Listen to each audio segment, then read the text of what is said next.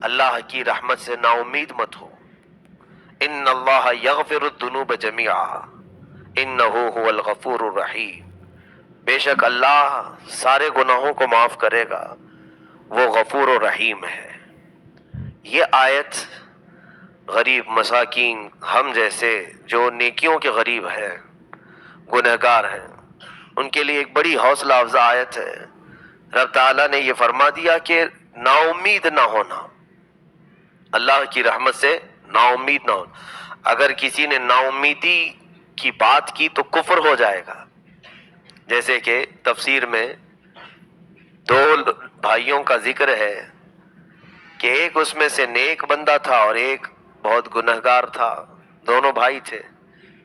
جو نیک تھا وہ اسے سمجھاتا رہتا تھا کہ تو باز آ جا اپنے گناہوں سے، توبہ کر لے۔ تو کہتا کہ ٹھیک ہے میں توبہ کر لوں گا، باز آ جاؤں گا۔ ایک دن اس نیک انسان نے، نیک بھائی نے اپنے اس گنہگار بھائی کو کیا کہا، تو نے اتنے گناہ کر لیے کہ اب خدا بھی تجھے معاف نہیں کرے گا۔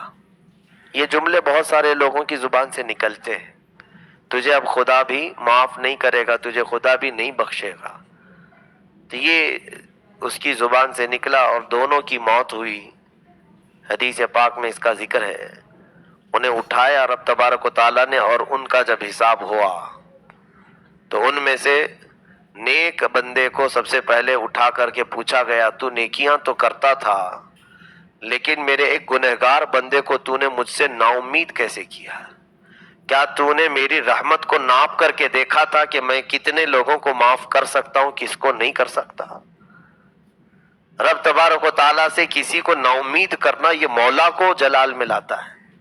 اللہ رب العزت نے صرف اس جملے کی وجہ سے اسے جہنم میں ڈال دیا۔ جو نیک تھا، آلریڈی نیکیاں کرتا تھا، لیکن اس نے کہا کیا، اللہ بھی تجھے معاف نہیں کرے گا۔ تو اپنے آپ کو پاک سمجھنا اور پھر دوسروں کو یہ کہنا کہ اسے خدا بھی نہیں معاف کرے گا، معاذ اللہ۔ رب تعالیٰ کے معاملات میں دخل اندازی نہ کرو، وہ غفار ہے، کیسا ہے وہ جانتا ہے، وہ غفور ہے، کیسا ہے وہ جانتا ہے۔ ہم میں سے کسی کی یہ طاقت نہیں کہ ناپ کر کے دیکھیں اتنوں کو معاف کرے گا، اتنوں کو نہیں معاف کرے گا، یہ کیسی؟ اسی طرح سے پھر اس گنہگار کو اٹھایا، اس سے پوچھا گیا کہ تو کیوں باز نہیں آتا تھا گناہوں سے؟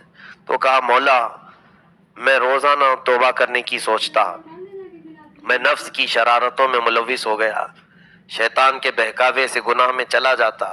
پھر مولا ایک بات کا یہ خیال آتا تھا کہ میں بڑا کمزور جسم کا مالک ہوں اور تیرے عذاب تو بہت بڑے بڑے بھیانک ہیں، بڑے بڑے عذابات۔ مجھے ایسا لگتا تھا مولا کہ میرے کمزور جسم کو تو بڑے بڑے عذابات نہیں دے گا، کہ میں اٹھا ہی نہیں سکوں گا، سہ ہی نہیں سکوں گا۔ رب تبارک و تعالیٰ اس کی اس جملے سے خوشی فرمایا، یعنی پسند فرمایا، اور حکم ہوا کہ اس کو میری رحمت پر یقین رکھنے کی بنیاد پر جنت میں بھیج دیا جائے، معاف کر دیا گیا۔ عزیزان گرامی، رب تبارک و تعالیٰ نے قرآن میں جو فرمایا لا تقنطوا من رحمت اللہ، کسی بھی بندے کو کسی بھی عمر میں نا امیدی کرنا ہی نہیں چاہیے، مایوسی نہیں۔ جیسے بعض لوگوں کا ایک خیال ہے ہم تو بہت گناہ کر چکے، اب آپ صحیح کہتے ہیں مسجد میں آ جاؤ توبہ کر لو، لیکن اتنا کر چکے ہیں مولانا کہ کیا بتائیں، ہم کو نہیں لگتا ہے کہ اب ہم پاک ہو جائیں گے۔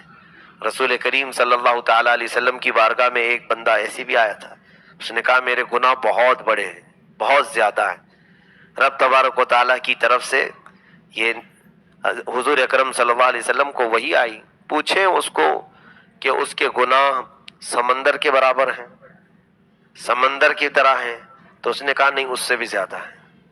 حضور پاک صلی اللہ علیہ وسلم نے اس سے پوچھا کیا تیرے گناہ پوری دنیا کے جتنے درخت ہیں وہ اتنے ہیں، ان کے پتوں کے برابر ہیں؟ اس نے کہا نہیں، اس سے زیادہ ہیں۔ کہا، اس سے پوچھا کیا تیرے گناہ زمین و آسمان کے بیچ کی خلا جتنی ہے اتنے ہیں؟ کہا ہو سکتا ہے اس سے بھی زیادہ ہو۔ تب رب تبارک و تعالیٰ نے فرمایا اے محبوب اس سے پوچھے کیا اس کے گناہ میری رحمت سے بھی زیادہ ہیں؟ تو وہ بندہ کہنے لگا میں نے رب کی رحمت کو ناپا نہیں، یقیناً اس کی رحمت پوری کائنات کو گھیرے ہوئے ہے، میرے گناہ اس سے زیادہ نہیں ہوں گے۔